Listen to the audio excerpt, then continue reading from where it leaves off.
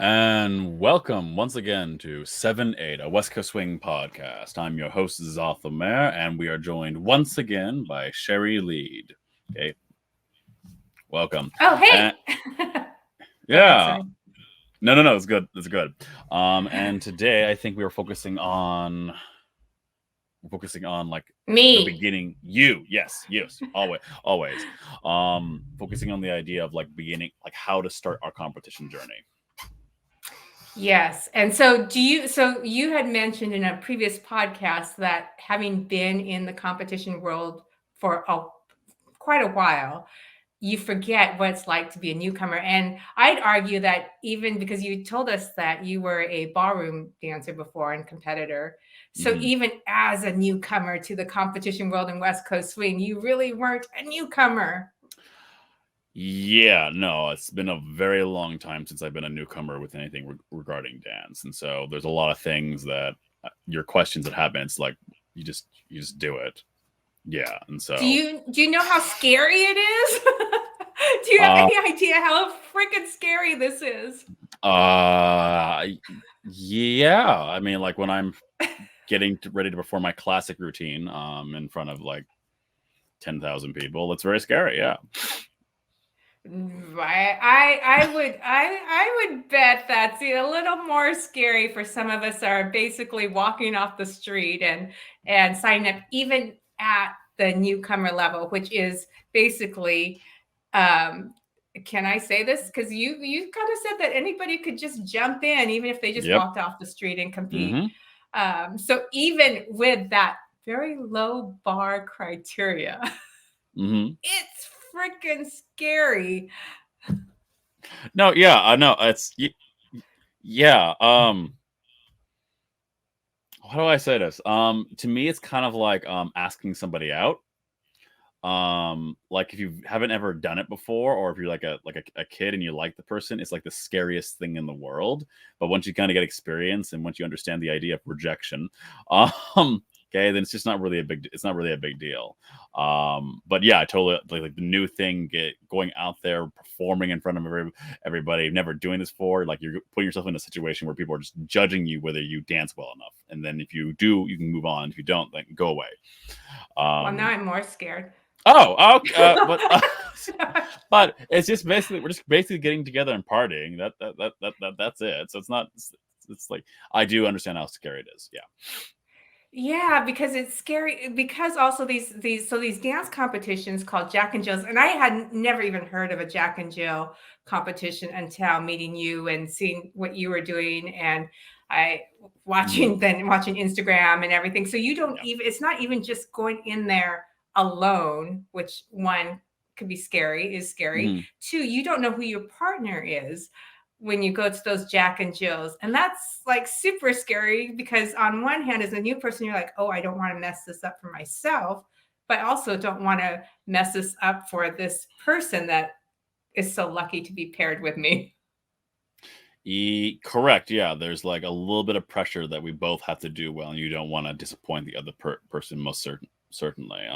So for those who don't know, Jack and Jill is like a partner rapping. There is some history in there, like the origins of it. There are two particular dancers. However, I don't know that because I didn't do my homework. I'm sorry, Robert. Um, and one of my coaches. But the idea is that you get a partner at random. That's how it's formed. You get random partner, random music, okay, and then you dance to that thing, and that's kind of creates the Jack and Jill mentality. And then we have a idea who can compete the best with each other. Wow. And so I'm jumping ahead just this 1 second here because you said Nope. random music. Yes. And so do you like when you're paired up with your partner, do you have any time to like where they go, okay, you are going to be dancing to um, Careless Whispers by Wham, and you take a moment and you go to your corner and practice, or is it just you're there and the song comes on and there's nothing until you're on? You're there. The song comes on. Yeah. That, Wow. that that's it. Okay, Yeah. so Because the Go So there are ahead. two types of competitions. There's like a Jack and Jill, and there's also routine-based competitions. And routine-based competitions, when you have the music, you have the partner beforehand, and you prepare for it. What we did was a routine-based competition with the Plymouth housing. We chose the song, chose the music. We had a choreographed routine. We know what's going on. A Jack and Jill is more like the magic, and the competition's done by randomness. You don't know your partner. You don't know the music. The song comes on. You may love it. You may hate it. You may like it. Whatever happens, and then you create within that moment. So yeah. Wow. Okay. And so I messaged you, I think that's, and it said, do you think I can compete in a Jack and Jill? In my head, when Mhm. I messaged you, I don't remember what month this was. It wasn't too long ago. I was thinking a year from now, do you think I'll be ready? And what did you say? I said, I think I said like, yeah, you can do it. Like we can like prepare for like next week or next month or something like that. Yeah. The one that probably the easiest one is the one that we're going for in November, See the Sky, directed by Malcolm Kabasa. Buy your tickets. Yeah, definitely can make it. Yeah, easy. And that was like maybe three. So that gave me, again, just kind of like a 3-month mark from when I started with the Plymouth to this. And so that really surprised me. But I have to thank you for that, because it actually made me, the way you were so chill about it, made me think, oh, I could do it. And then later I Yeah. realized I realized you thought the person off the street could. Well, I'm joking, but so whether you will win, of course you will, because I'm here. But whether you will win is a different style. Like anyone can compete, anyone can do it. You can like never have danced before and compete in division in a newcomer event. Like that's totally fine. If you came in there and said like unless I get first place, I'm going to then quick West Coast swing, and then I'd be like, okay, so we need 3 lessons a week until the until the next time. It's all more random chance, but yeah, you can everyone can do it, and everyone can compete and have fun. Like this dance is meant to be social and meant for everybody. It's not like ballet where there's a certain type of person, certain type of age, and certain type of things that we're going to go for the top. It's a social dance. We're designed mainly to connect with each other, and the competition's a fun part of that. And so it's a social dance, but like for someone like me, I'm coming in alone. Like I don't have a partner that I'm training with. There's no one I know yet at my level that I could train regularly at. Is that common for people to just kind of come in without having those connections? Yeah. I'm going to be by myself in the corner. No. I'll be there. Yes. A lot. I was one of those people that was mainly alone, although I prefer it that way. Because I came from a place where I didn't really have a lot of friends or didn't know how to communicate with people because I was weird. And dancing was a way for me to connect to people without actually having to talk to them, and it was great. So there are plenty of people who come there in this place alone, and they find people in their community and find people. I don't think you're a person that needs to find friends and make new like wanting people. I think people will gravitate towards you. But yeah, it's totally fine to be there and be alone. And you'll probably be well known in the community before you get there, actually. So Oh, let's I think that's a good thing.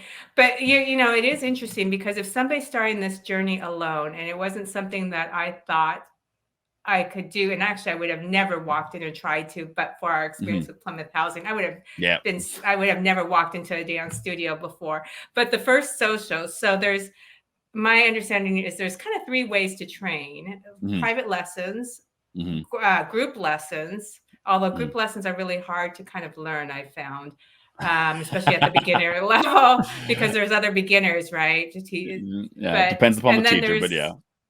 And then there's the socials that you talk about. And I had no idea what a social was because they call it a social dance. I had no idea what that was until I got into this. And I've only gone to a couple. And I'm typically a social person. I have not put myself in that situation since I used to go roller skate back in junior high, where I would go there and they'd go couple skate and you sit there kind of scared that no one's going to ask you and you feel like a wallflower and it's very awkward. Oh no. So I had never, and I'm a social person, so I can't even imagine if I was less social and going to that and having Oh, that experience. this is- It's very, there's a lot of challenging things about oh, experiencing this world for the first time. oh, this is sounding horrible. Um, because now I'm thinking like it's like a high school dance, and those sucked. Um, um, okay. But it's a nice community. I will say it's a very nice and welcoming community. It just was very scary. Yeah, I think the one of the differences between like roller skating or prom dances and such is that ideally when those are you're doing this like the couple skating, you already are a couple. It's kind of oriented design that you have your significant other, you're going to do this together. But with social dancing, it's more like we're all random people. Some people are couples, some people are not. Doesn't really matter. But we're all engaging in this activity together. So it's really more like a convention where we're getting together and like trading cards or something, where everyone has a piece. Mm. But what we're doing is we're listening. It's like a concert that we all get to participate in with it together. And so we're not. So I like to kind of think that we're not really alone. I hate my chair. We're not really alone. Okay, we're more like they're doing an activity and we're going together. And so sometimes you'll sit down and sometimes you won't. Generally, the more social people and people who will ask others to dance is the Mm. ones who dance more. But we try to encourage people to ask as many people to come to dance. And if you're shy and like want to sit in the corner, like I used to, okay, we'll welcome you. You can be as shy or open as possible. So we're all there together to come together to dance. So And I that's what I guess would it's say. what you were, yeah, I guess it's what you were saying, the more you practice, as if like when you're dating, the more you practice, the less Yeah. awkward it gets to ask somebody to dance. But yeah, that took me back to like junior high or something. Mhm, I was like, mhm. oh my gosh, I want to make eye contact, but I'm afraid to make eye contact. Yeah. Um, And the so idea, yeah, go ahead. sorry, if we go back to junior high, it's like there's like that Yeah. pressure if you're gonna make eye contact junior high and you touch somebody, that touch means something back then. It's like you could Yeah. probably just work dating, you could already like each other, this could be your Mhm. sweetheart. But in the dancing community, touching the hands just means that we're just touching hands and we're moving together. Now it could go to something if you both wanted to, but we're just usually there to dance. And so like I feel like a lot of the fear comes from this projecting other experiences onto it and making it more than what it is, Oh, that's a especially good if you're point. especially if you're like really like if you have hopes for an outcome. So I usually do not recommend people come to dancing to learn to start dating people. That's generally that's usually goes badly. Now most people in the dance community do start dating people because we generally date people who we're in the same community with, but don't come in that hopes. But yeah. Yeah, um okay. That makes it a little easier. And I took a little class that they have. A lot of times these social dances I found will have newcomer or beginner classes right before to get people comfortable. And one of the things that that teacher said that night was, as an etiquette, we try to only dance one song with one person and then yeah. go and ask someone else to dance so that everyone gets to be involved. So that goes right in with what you're saying. Um, so so competition. So let's go. Let's take it back, because let's assume somebody Mhm. decides to watch this because they are in my situation where they've had a little taste of West Coast swing and they decide, okay, I like this community. How do I get into this community? So Mhm. competitions. Is it easy to find a competition? Yeah, fairly well. There's a website called the World Swing Dance Council, or World Swing Dance Council, and has a list of all the competitions that happen in the world or like registered. And so you can look at there, see where it's in your town or what in your state, or just look up West Coast swing competitions. Just Google it. And there's the one that we're talking about is called Sea to Sky, that's happening this November in Seattle. Mhm. And I noticed, so I was able to register, but there wasn't a place for me to register for the competition itself. Is that something, do you know, is that just, does it vary per and I registered early, so I might have been too early for that. Does it vary per competition how that registration works? It does, depending upon the event director, depending upon their experience, depending upon what systems they use. It varies. So some competitions you can start registering some for the competitions the day after the last one ends. So those are fine. And some of them are like, we're still kind of getting our stuff together. We'll be able to sign up at these times. In some places, I've been to places where they don't want you to register online; they want to do it in person. So you register at. Oh, really? Right once you get there. Yeah, I haven't been to one of those in a long time, but there are some places like that. So it depends upon however the event director wants to handle their organization. And these competitions, I've noticed they have like a ton of workshops available at the competitions. Now, are these workshops, because I'm looking, like I was looking at the titles of the workshops, and again, here comes the fear, are these workshops that somebody new can go to if it doesn't say this is for new people? Generally speaking, there are like several levels of competitions. Open is generally like everyone can come to it, so they're going to make it so that new people can do it. It's when you get to leveled workshop. So someone says like this is for intermediate and advanced workshop or all-star. It will say what the level is, and so and those ones you want to be mindful of what your level is. I'm a fan of people looking at knowledge and trying to get as much as possible, but also a fan of like you don't want to slow the slow classes down, and you want to be in a place where it's going to benefit you the most. But I was one of those people who was an intermediate trying to sneak into the all-star kind of workshops as well. They didn't let me. But no, they'll generally guide you in where the best place is, and you'll be able to tell fairly quickly like if this is your level or if it's not. So they're pretty good about that, generally speaking. And I know I have so many questions for you, and I know we want to be mindful with time per podcast episode. So what at this point, we're how many months out now? Oh my gosh, it's almost September.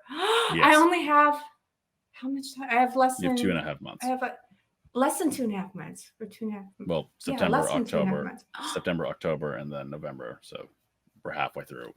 I don't even have my outfit. What am I supposed to wear? You pick whatever makes you feel comfortable, something that makes you easy to move in. Like that shirt would be a good one right there because it's nice and colorful. Or like whatever makes you feel comfortable. Wear sandals though. There are judges that don't like like sneakers. Yeah. Like sandals? Are you talking about like ballroom practice shoes type sandals? Like what do you mean by sandals? You're not talking. I know you're not talking about gladiator sandals. What kind of sandals are you talking about?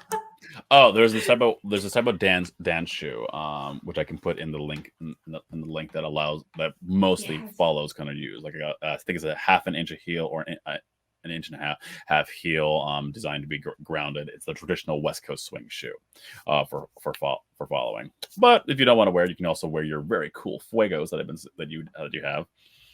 But I need everything. If the judges I'll go with the shoes if that helps. Okay, cool. Yeah. I want to do the things I can control, and I can control my shoes.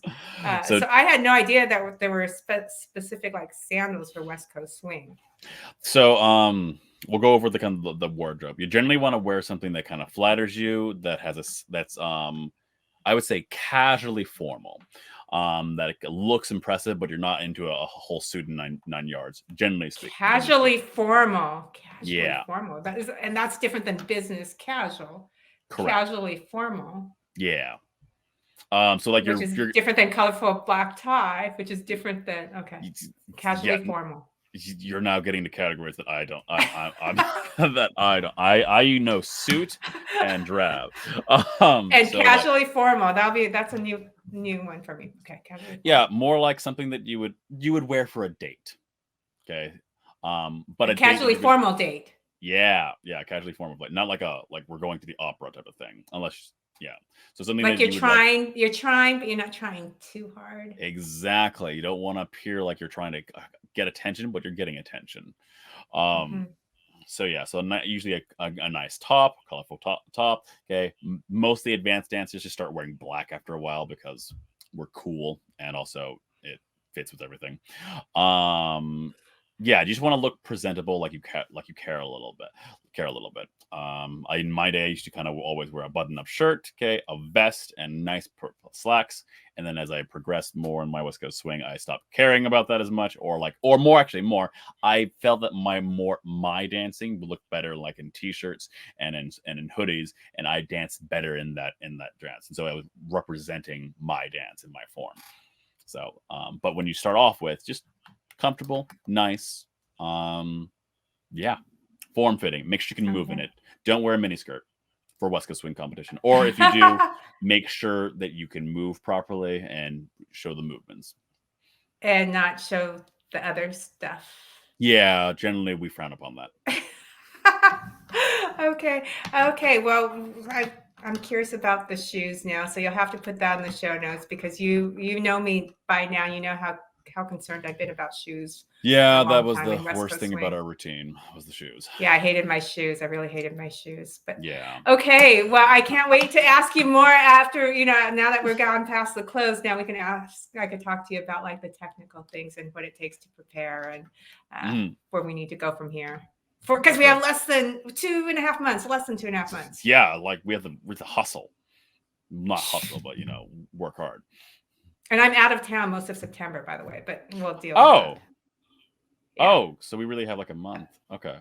We'll have to figure that one out. But we'll talk about that, and we'll help all those who have full-time jobs and lives in addition to their dance. So okay. Cool. All right. Talk to you soon. Talk to you soon.